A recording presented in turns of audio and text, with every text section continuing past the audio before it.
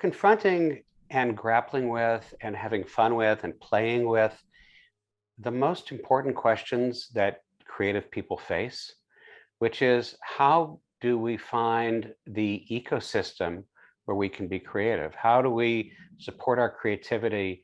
And how do we move through the multiple careers and career paths that creative people have? Uh, I've worked with more than 10,000 creative people, everyone from filmmakers to fashion and wardrobe and painters and art directors and art designers, artists, sound designers, musicians, composers. And one of the things that is common about all creative people is that they have multiple pathways to getting there and have needed to find ways to have nourishment and encouragement along the way. So maybe Tamika, you and I could just kick off a little bit talking about ourselves. And Tamika, let's just start with you. How you have had?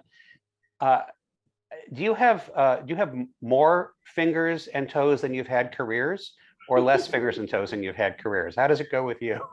Oh, I definitely have less fingers and toes. For sure. I mean, I think the whole idea of being a multi-hyphenate, it's so crazy because years ago, when I was sort of hit LA, being a multi-hyphenate wasn't a thing. It wasn't an acceptable thing anyway. You really had to sort of choose your path. But I think now it's so clear, and for the past few years that you literally have to have multiple careers, doing multiple things, and it's like the more that you do, the more valuable that you are, and I even feel maybe I hate to use the word relevant. That's so, but I'll just say the longer. I feel like you have a longer career. Relevant. So yeah, I mean, I've literally done everything that you can do in production. I've done everything you can do, every job on the set. And then I've definitely been an executive. I've worked in the inclusion and diversity field. I've built programs for underrepresented communities. I have applied to and gotten into programs that were for underrepresented communities. I mean, seriously, half the time I don't even say, even in my bio, it's funny. It's like the thing that I'm like mostly doing right now is not even in my bio, which What is hilarious. what is that? I'm the senior VP of development and production at a film company called Filmco, PHILMCO. It's like philanthropy meets film, and we have a double bottom line of art advocacy and commerce.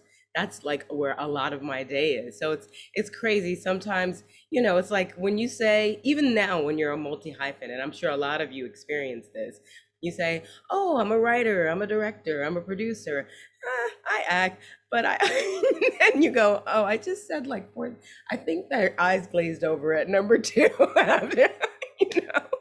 All these things that you do and that you're capable of. And so it's weird. I mean, let's talk about it. And I want to hear other people's experiences, because I want to talk about how you communicate your value so that people really are able to use you, and all the ways, or the specific ways and specific circumstances that are most valuable, because it is a thing to it's like, I don't know if we'll ever get it right as far as maneuvering all those things, but we kind of have to do it, right? Right, we got to put it out there. And you hit on something that I found myself is always so confusing when people say, well, Adam, what do you do? I was like, how long do you have? How long can the sentence be? And if I were actually to do the list, it makes it sound like I'm a dilettante who doesn't have any focus. Yeah. But instead, like you, I'm profoundly focused but on a lot of different things at the same time, right? Yep, exactly. Exactly. You know what? I would love to, if there's anybody who wants to share about their experience in that realm, I would love to hear it. Yeah, Any I would hands? love to hear it too. We were going to go to discussion a little bit later, but I think we should open it up just a little bit now because I really want to hear. So Jay, how do you say your last name? So it's pronounced shoe. It's funny. Shu. Everybody's been going, Sha, you know, No, so, it's you so know, so, hard. but yeah, no, I love talking. So I try to manage myself on that, but, I literally have been an animator, cartoonist, designer, illustrator, writer, director, producer, developer. I am an author of a book on creativity, and I'm currently writing a children's book with co-authoring it that we've mapped out a 10-book series. And I mean, just the project I have on my plate right now is I'm helping a conference. I'm doing a animated music video. I just finished doing animated, commercial for a nonprofit. So these are things on top of teaching as an adjunct professor, which I've been doing for 20 years, right? And so, you guys are talking exactly to me. And when people say, what do you do? I go, dude, what do you need me to do? Or what are you interested in? And it's so hard because you're right. It's not only do we realize there's only 24 hours in a day, and I think you guys probably miss certain things that you're not doing as much anymore. So I'd actually love to hear your talks, because you get out of things that you love, like painting or writing or directing or whatever, and then you get caught up in this new gig that's paying your bills. How do you tap back into those things that you've kind of put to the side for a while, right? If you're multidimensional or multifaceted or multi-hyphenated, however you're multi. Now, I'd love to hear from both of you is how do you keep tapping in so you don't lose it, right? Yeah. Adam, Well, why don't you first, go first? I Yeah, will, but first I have to say, I think you exceeded the fingers and toes there, Jay. So for sure. well done. Congratulations. Did I mention I taught myself the ukulele over COVID? No, okay. Well, now we're on to like the digits of additional tentacles that you may That's have hilarious. as well. Hey, it's really hard. The question, it's the question that it's not. I actually, Tamika probably has a bunch of answers. I don't have a bunch of answers. I have a bunch of questions because this is something that I grapple with also. Because like you, I'm an educator. I teach at UC Berkeley. We've founded MediaU to provide online access and training to people who want to be in the filmmaking and media business. I teach, I write, I produce films, I publish a magazine. It's so how do I do that? And I what I one of the things that I've found that I'm really good at is understanding the critical path of things. That every project has its own critical path, and there are certain, and I understand that for every project, it has a sequence where A must happen before B, which must happen before C. And I really understand the deadlines that are involved, and I think I'm able to backwards plan. And that is probably one of the skills that has allowed me to be a pretty good producer, because for every, I mean, I don't know how many of you have worked on film or media projects, but every time you go off and make a film or media project, you need a plan A, a plan B, and a plan C, because if it rains, you can't shoot. And then if the actor is sick, you can't shoot. And then if they throw out the script the day before, you can't shoot. Or if Oliver Stone wants the elephants on Tuesday morning and they're not available till Wednesday, you can't shoot. So you have to have, you have all of these plans, and you have to backwards plan the timing for all of those. So I have found that I am pretty good at putting my time into modules consistent with the backwards planning critical path needs of the things that we need to get done, and then I do them. But it does mean that I don't have that beautiful white page open experience where I have nothing to do, and I have that feeling that used to feel so awful. I'm really curious about others people too. It feels so awful to stare at the blank page, right? And to watch that cursor blink at you. But the blank page is such a beautiful thing because it's a blank page. And I find that my time is so filled, I don't get that blank page cursor blinking experience, as painful as it is, as much as I know it would be good for me. I'm curious about how others experience this. Well, I'll just say that just really quickly, it is very tough. I mostly compartmentalize things. It's like I realize that I can't, first of all, let's just say I burn the candle at both ends all the time. And I just do. It's funny because, people are like, well, are you, I'm always working. It's the craziest question when someone says, are you working or when are you, I'm like, "Well, I'm always, it's 24/7. I'm always working, or I'm thinking about working, which is working." So it's the same thing.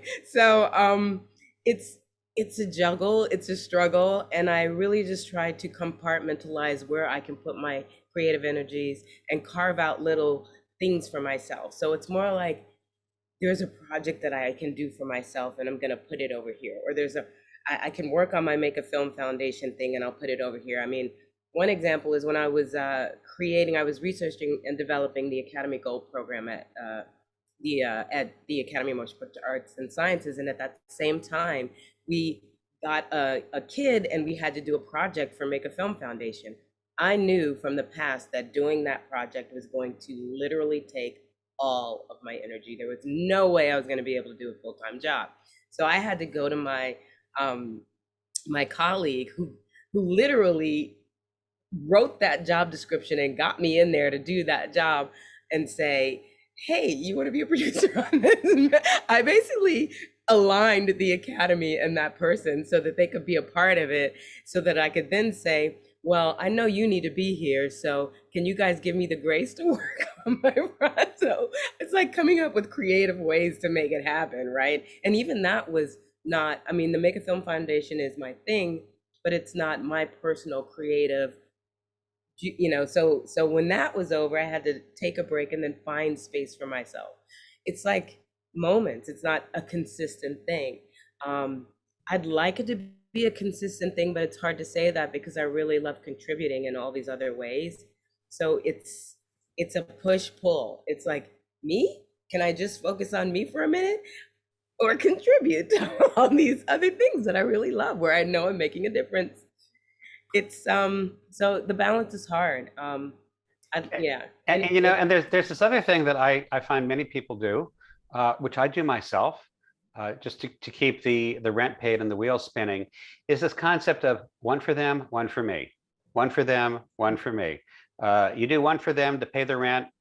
It obviously has to be aligned with who you are and what you want to do, because working on a bad project with bad people is never, ever, ever, ever worth it. But there are some that you might not have thought of yourself, and you can contribute, and you can, but you can pay the rent with it, and then it gives you some breathing room in that roller coaster. It gives you a valley of some space and time to do something for yourself that may not be as immediately remunerative, but it's just really, really good.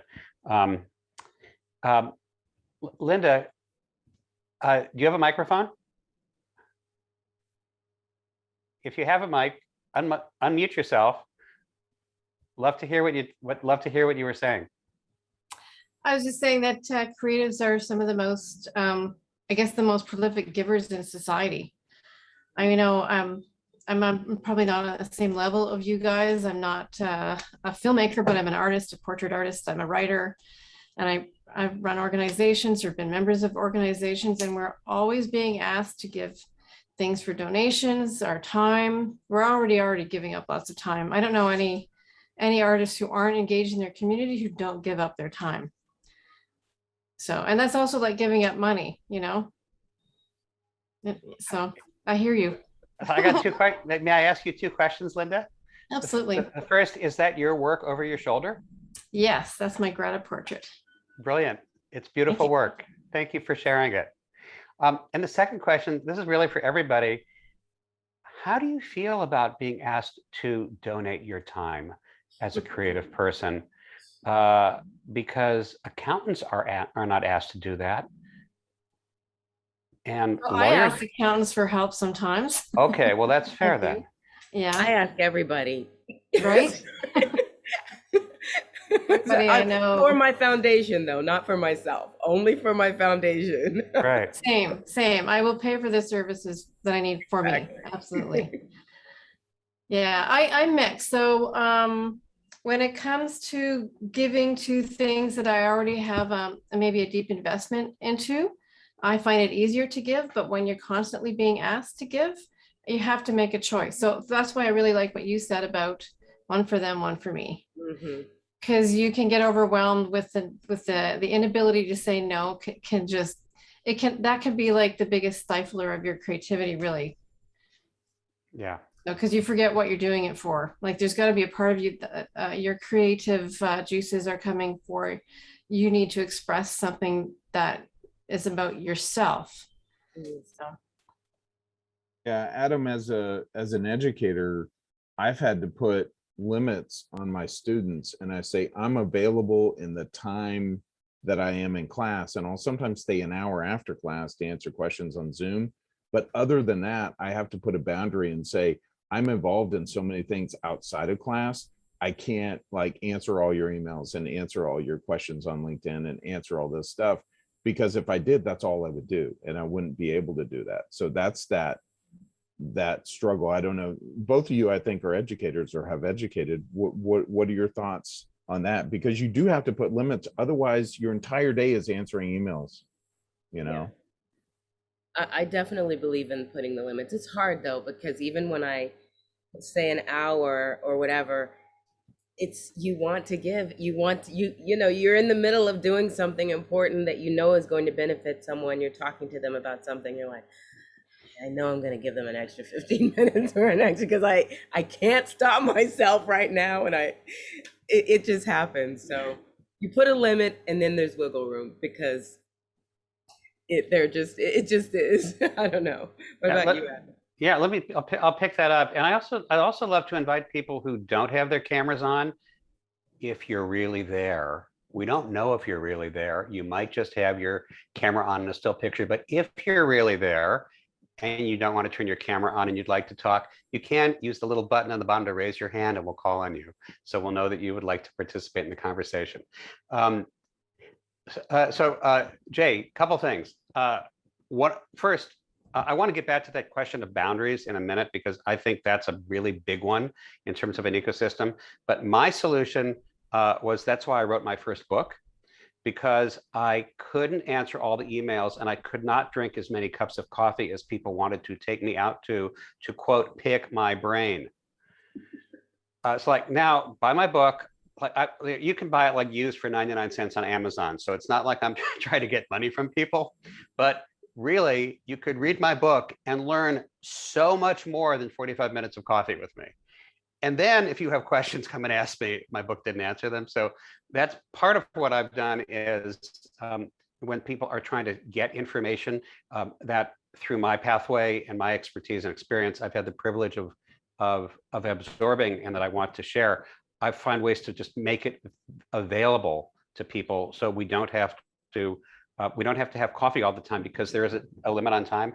But the question of boundaries, I think, is a really big one. And I'm curious about it because, Jay, it's not just the boundary of time. The title of this session is about the ecosystem that most supports creativity. Ecosystems often have hedges or fences around them to protect what's going on inside that microclimate, so it can grow well. And I have found that in every single one of my projects, across the board, doing anything, setting boundaries early of what's accepted and expected time, deliverable, also behavior, especially behavior, respect. Setting those up early is critical for having a good ecosystem where everybody can participate well. I'm curious how others feel about that, or what experiences others have had.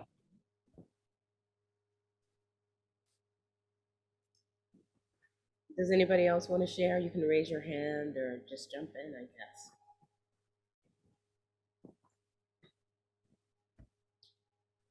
Shy, we have a shy group. Sorry, this is a really interesting perspective for me, because I am currently I'm starting out getting into the business and doing creatively. So at the moment I'm trying to figure out like how kind of, you know what I mean, the bound, I need to figure out my own boundaries currently getting in. So like I'm getting questions that I don't know how to answer at the moment, because I don't know how, like, not to put it in a kind of in a certain way, but like how worth my time is at the moment, or like what I have to offer at the moment. I don't know how much that's like, how that's worth to people at the moment, because I'm still like starting out. So like it's interesting that this is just an interesting perspective for me to come from, like to hear you say this. So I need to figure that out quickly. Have you got any ideas of how I would do that, or like how, like when you guys kind of started realizing your own boundaries, and when, but I'm not sure. I think everybody, well, I'll just say this. I think everyone's time is valuable. Like everyone's time is valuable. And for you, it's more about you figuring out because and everyone has something to offer, right? So even if you want to, you say, hey, I want to pick your brain about A, B, or C, you're going to come to the table with something. You're going to come to the table with something, right? So figure out what that is, and then we're going to have something to talk about beyond just whatever it is that you think that you want to get from me or him or whomever, right? That's kind of because we all have something to offer. I always am surprised when someone wants to buy me lunch or coffee or something. I always get something out of it. I'll say there might be the 1 or 2% where I'm like, oh my God, why did I do this? But really, I would say 98% of the time, I'm gonna get something out of it as well. I mean, the 2% is like somebody who's a little bit crazy. You do run into that. But if they're not crazy, you're probably gonna get something out of it. I don't know if that answered your question or not, I'm sorry. Yeah, no, that totally helped, totally, thank you. I wanted to go back a little bit to something we were talking about. I like to use the airplane analogy, put on your mask first and then help somebody else, because a lot of times I have to think that way because I actually enjoy service and I enjoy giving to other people. To me, like the secret is it makes me feel good. It's kind of selfish, I'm like, because I get pleasure out of doing it. So but even in that, it's like giving, you do have to think, okay, so your analogy of one for them, one for me in the balance is really, really appropriate, because it's like there is a balance. You have to take care of yourself, because you can't even show up for someone else as your best self and give them what is required if you're not taking care of yourself first,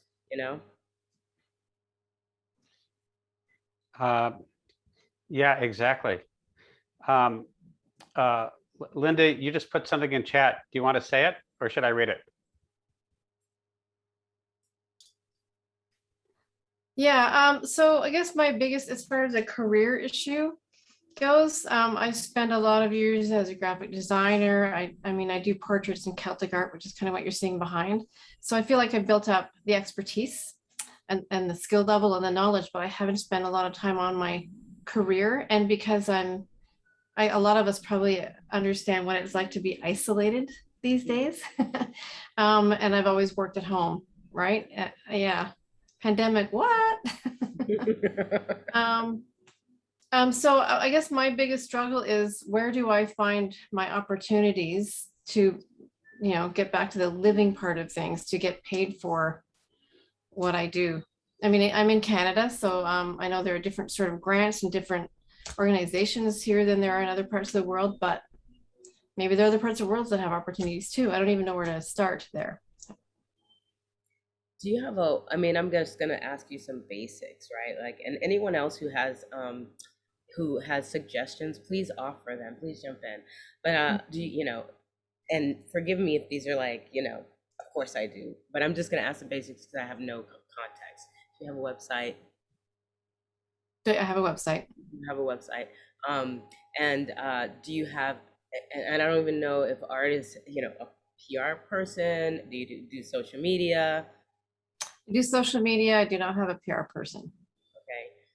Or someone who helps you to like sell your art. I mean, I guess it would be like an agent manager type of person Nothing. Those are not easy to find for most visual artists. Gotcha. And to be honest, I think at least where I am, agents, I don't know any artists who work with agents either. I've been in and out of. I'm sorry, what specifically what's your vision for your career? That's really what is your vision for your career? Where would you like to see your stuff? You know, like, how do you want it used is it in the film world that you want a book? I mean, like, what is it that you see? Okay, so I am, I guess because I'm a portrait and a Celtic artist, and I would say my subject matter is usually a lot around the ecological stuff, trees, green, you know, planet saving kind of stuff.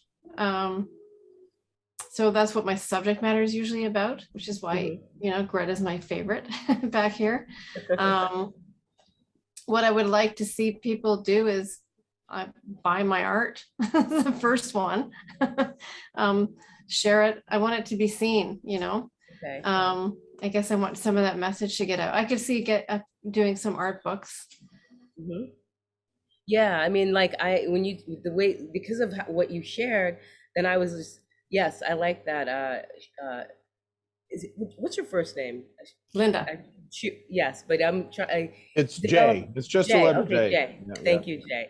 Jay said develop a story to tell. Definitely. I love the idea of creating a book. That's what I was seeing in my head too, like some sort of book, environmentally sort of related or something like that, which I think would be amazing. But also because because of the matrix of what you do, the connections of what you do, and I see, like, you know, connecting to nonprofits and who, you know, would be interested in this in some way. Maybe even, I mean, I would, you know, I guess 2 years ago, I would have said maybe even doing something in their office where they can, what, are we going to have offices again?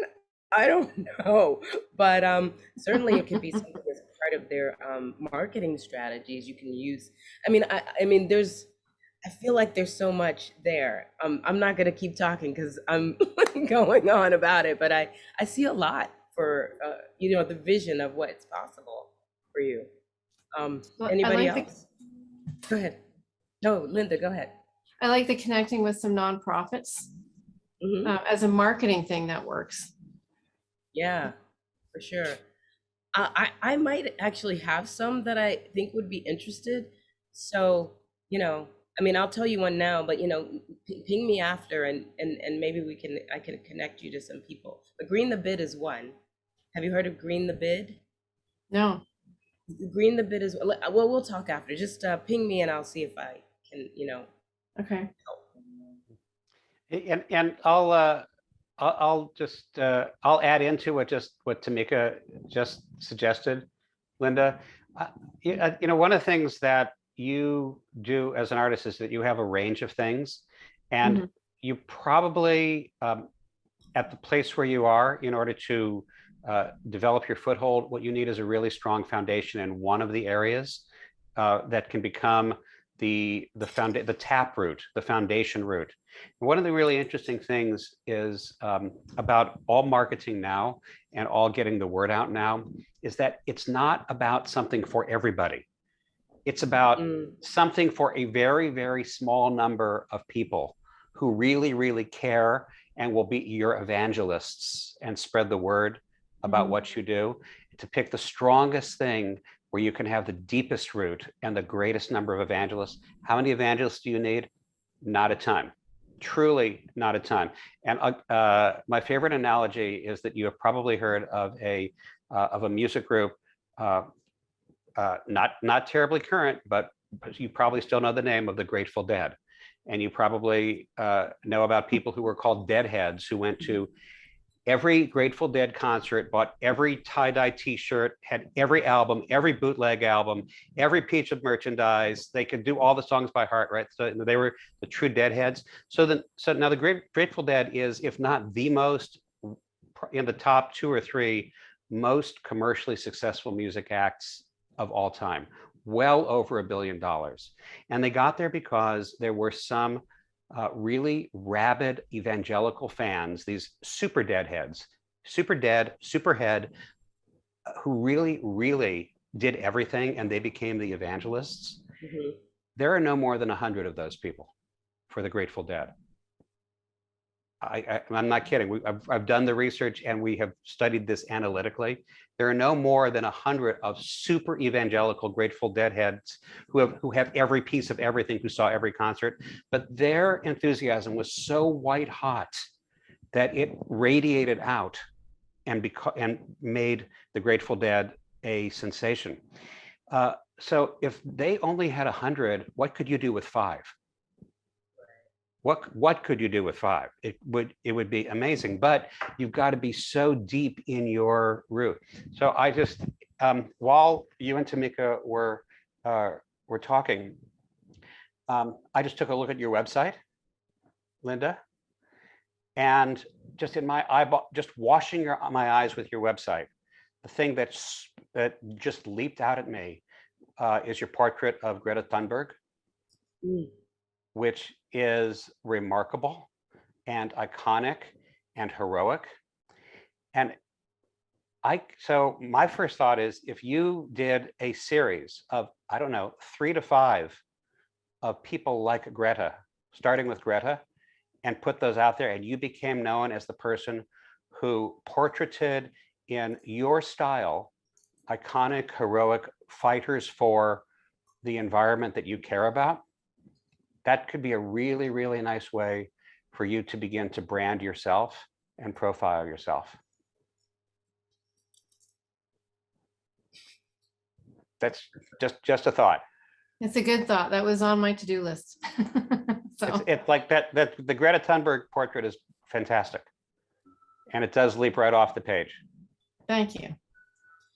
And have you tried to maybe send that to her? Have you put it out on social media and all that stuff? Okay.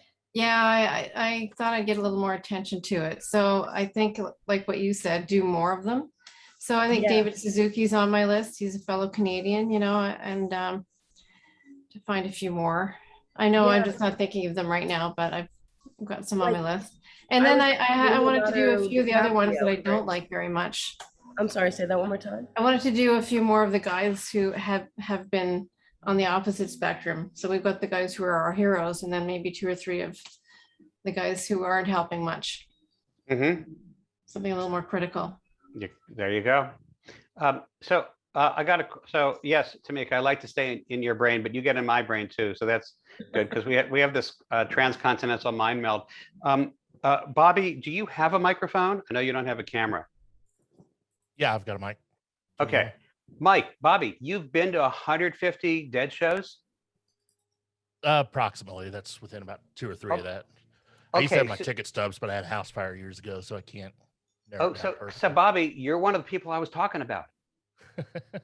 That was always my backup career. I would always get grumpy in the 90s and threaten to quit, because I can always just go follow the dead around. So what? So how many people did you know who also have at least 150 shows and have their ticket stubs? There were quite a few, because people I would, if I had a month or so off, I would, follow the dead around. There's a great documentary called Ty Died.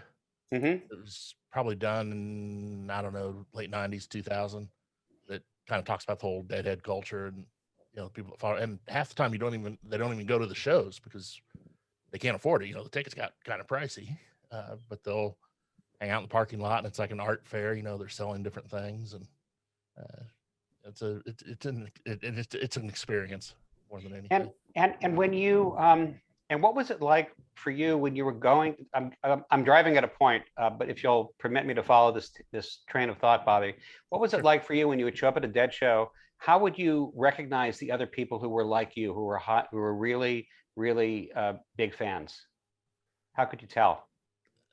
I don't know. Almost at that time, just because they were there. I mean, most people don't just inadvertently wander in to a Dead show, because they weren't heavily played on the radio. If you're going to a Dead show, you knew who they were, right? More so than maybe,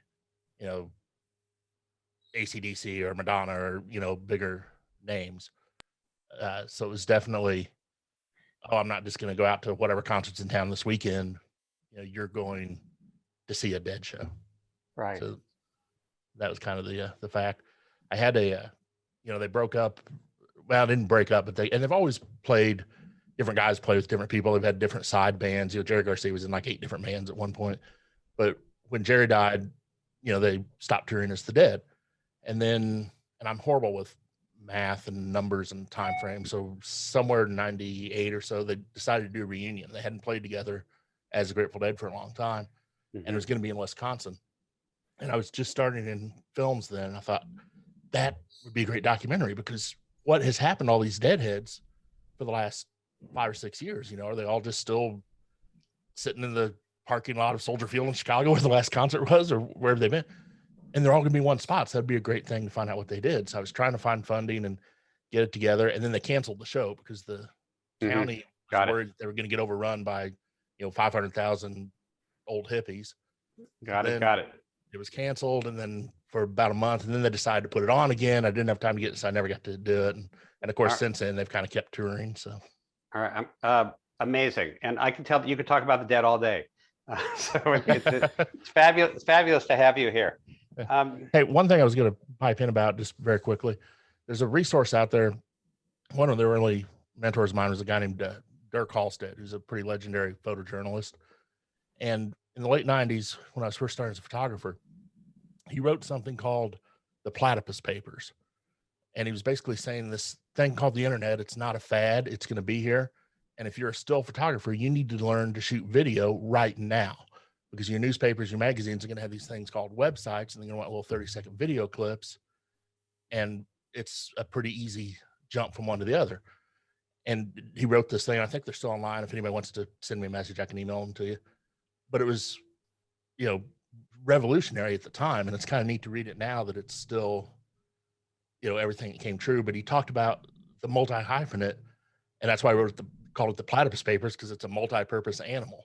So he even started teaching classes on teaching still photographers and journalists how to shoot film, and, you know, they'll tell you, you know, I turned, you know, hundreds of platypi out in the world teaching. I always thought that was a great analogy. Okay, thank you so much. Who knew the platypus was my spirit animal?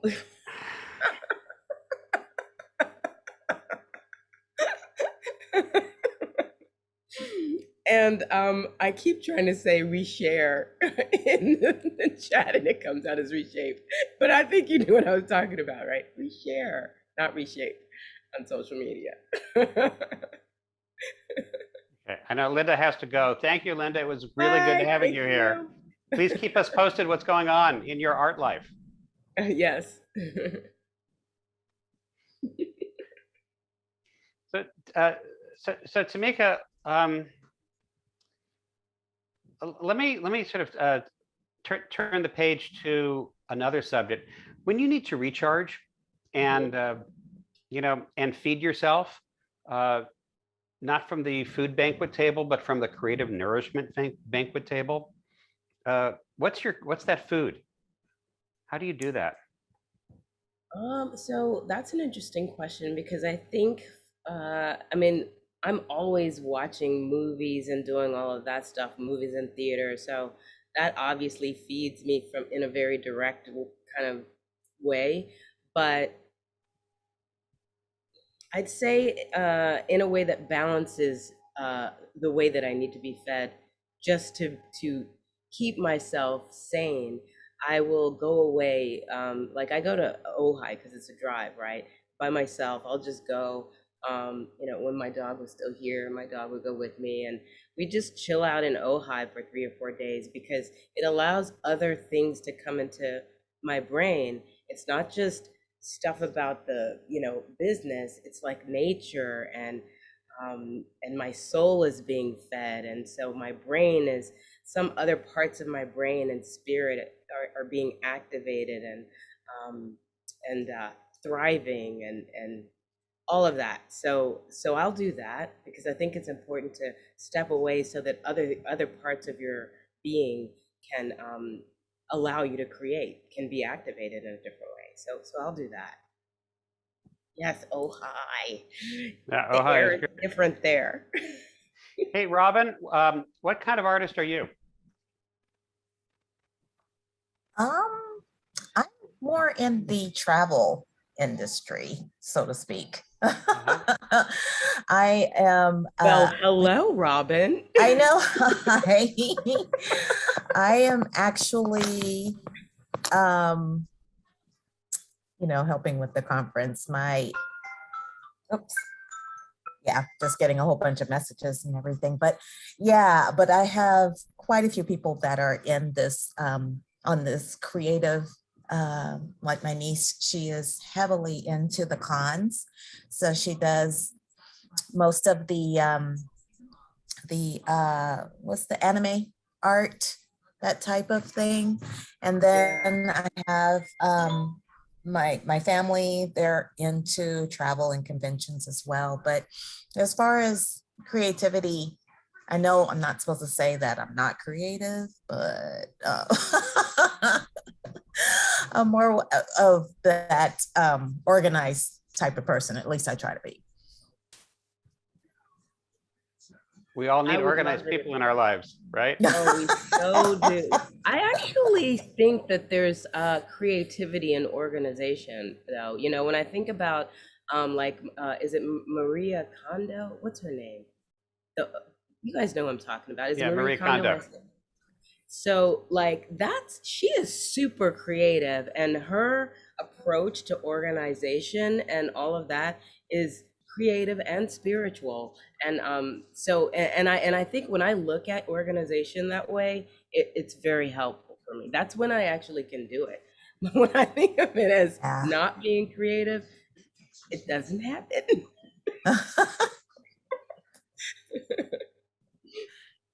So, Robin, you're in the travel industry. Tamika just said that to recharge, she travels sometimes to Ojai, but you're in the travel industry. So, what do you do to recharge? Oh, I have to travel to recharge. Okay. Yeah. After this conference, I plan to go to Medellin and Cartagena. And usually after all of the conferences, I have to go somewhere and just kind of chill out, not have to worry about organizing anything, just I love it. I love that. So once I have the thrill of putting all of these things together, I'm a Virgo, so it's like, it has to be in order. And then once it's all over, it's like, okay, I need to just chill out for a couple of weeks and then jump back into it. So, but I love Ojai. I've had a couple of Linda courses out there at one point when I was living in the Bay Area. I don't travel to recharge, although traveling does recharge me, but it's not something that I do it's not something where I say I have to go away to recharge.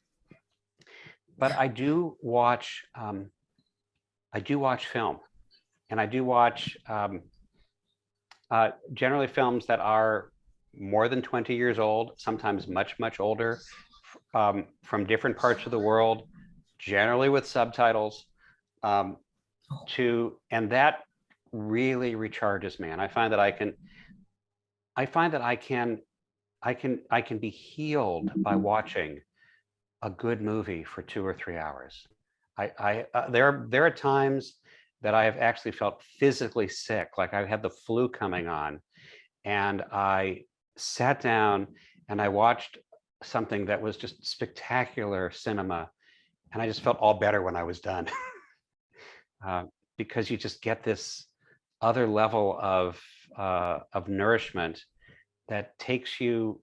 I think it's like travel, because it does take you out of yourself and it takes you out of your world in a profound way if you're really in the hands of an exceptional filmmaker.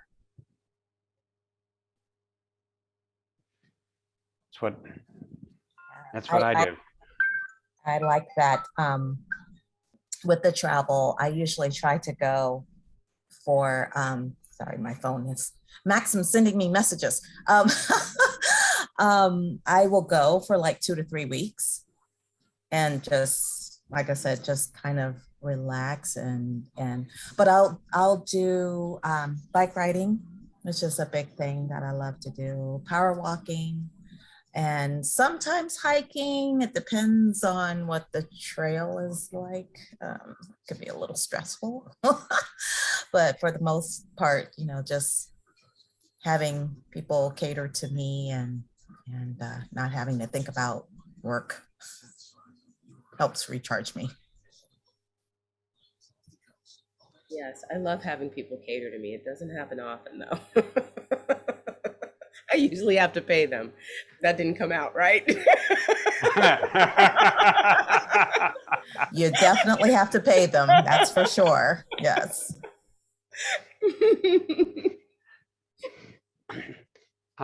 Well, we're getting towards the 10 minutes till stop time for this panel, and the avowed purpose of this panel, although we've gone in some other directions, has been to really explore what are the ways that are how do we best support what are the most productive ways that we can support our multiple careers as creative people, and I certainly think that we have explored paying people to cater to us as one way to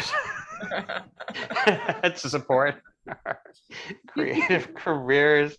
And we've talked about boundaries, and we've talked about some business stuff and getting out there, and one for me, one for them. We've talked about how do we find ways to define ourselves when people ask us that very difficult question, what do you do? Which can take forever. It's interesting.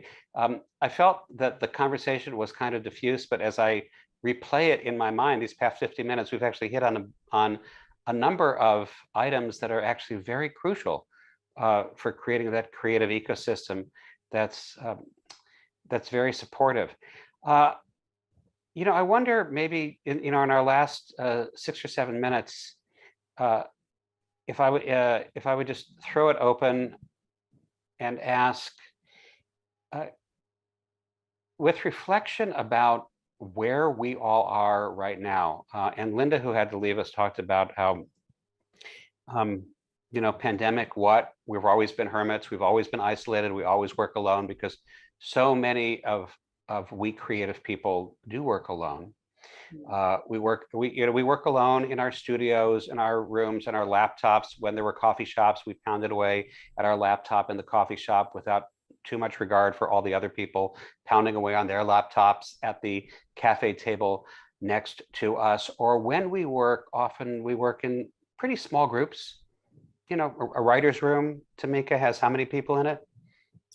Well, it can have 3 to 10. Right, 3 to 10, but it's not like working at a 10,000 person company. It's like, these are pretty small groups. So one of the things that we as creative people don't intuitively grab is how many of us there are, because we all work in such isolated form. And we have to work in isolated form because the world is so distracting. So we need to close the doors, close the windows, turn off the email, shut down the phone so we can focus on doing whatever it is we have to do. But there are millions and millions and millions of us, but we're balkanized, we're separated by the walls that are necessary to create the boundaries of our ecosystems. So we don't really understand the vast number of us that we are, but there are more creative people than there are people in the army.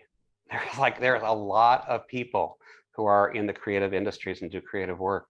But just thinking about what we've all been through in COVID-19, and now as we move into COVID-21, yes, we're now in COVID-21. That's going to be another 2 years. I'm just curious to ask those of you who are either visual or audio, what would be the single best thing that would be of use to you in this next cycle to support your creative endeavors? And I think it could be could be anything, could be anything large or small. One thing the past year and a half has taught us is that small things are big things. And Jay, can I ask you to start and just kick it off with a like a 15-second response, whatever comes into your mind? What would make the biggest difference to support the multiple creative careers that you have?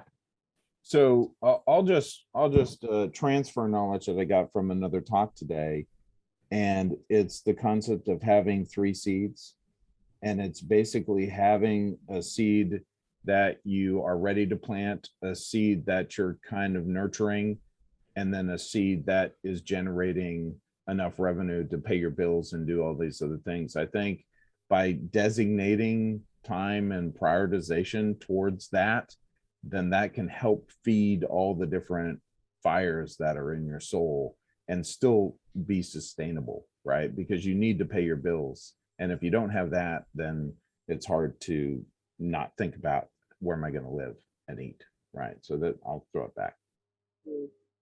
Yeah. Bobby, anything? I would say a way to get in contact with people, like, things like this are great, just to bounce ideas off of. People tell me, oh, that's the dumbest thing I've ever heard, don't do that, or ooh, that sounds interesting, we should do that. Having that sounding board to work on, to kind of help focus, what you should be working on or not. We've got social media, we can put things out there. Still photography is kind of easy on that, but you don't have, it's hard to have a conversation about it, where you're going kind of as you're working things in progress. Yeah. Yeah, more ways of connection. Maeve, what about you? My first, the thing that first came to mind was people. I think like for me, people and like experience is more on my side. But then I often think, because like I'm definitely a believer of like limitations get you to be more creative, but I think at this point there are a lot of limitations that I think I think less limitations at the moment, but enough to still keep me creative, because it's been fun being in lockdown and getting to have all these like thoughts and ideas in order to have the kind of do things that working within constraints and everything. But I think now I want to actually start, like I've had all the ideas now, getting to actually work on those things would be a lot of fun. Can I say something really quickly about that? Because I actually have a really hard out. I'm like the master of a Zoom that's about to happen. But to what you just said, Maeve, one of my favorite quotes is by Orson Welles, and he says, "The absence of limitation is the enemy of art." Yes. And I'm like, that is an independent filmmaker's dream quote. Yeah, essentially. We have to hang our hopes on that quote. Right. Definitely. But Adam, do you want to keep sort of finishing up? Because I have literally 1 minute because I have to sign on to the next. I know you do. And I was going to ask you if you wanted to say goodbye to people, because I had an eye on the clock up in the upper right-hand corner of my screen. So I think that's good. Anything that you'd like to say before you go, Tamika? It's been so good of you to join us, and it's always a pleasure to see your brilliance. Oh, thank you. It was my pleasure to be here. I loved hearing everybody's stories and shares. And I think that quote should really be my outro, right? Let me end on somebody else's note. All right. I'll talk to you later. Good luck, everybody. And feel free to share my email. It's tamika.lamison@gmail. So stay safe out there, everybody. It was great. Amazing. Thank you so much, Tamika. Thank you, Tamika. Thank you so much.